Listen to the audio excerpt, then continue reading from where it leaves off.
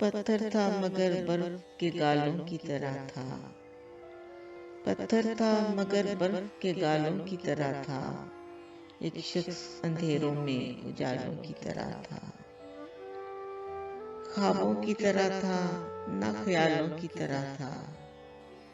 ख्वाबों की तरह था, ना ख्यालों की तरह था।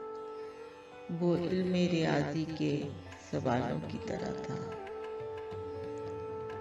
उलझा हुआ ऐसा कि कभी खुल नहीं पाया। उलझा हुआ ऐसा कि कभी खुल नहीं पाया।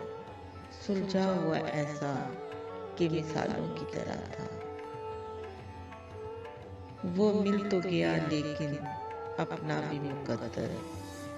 वो मिल तो गया लेकिन अपना भी मुकद्दर। शतरंज की उलझी हुई चालों की तरह था।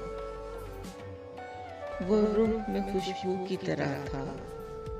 वो रूह में खुशबू की तरह था, जो दूर बहुत चांद के हालों की तरह था। पत्थर था मगर बर्फ के गालों की तरह था।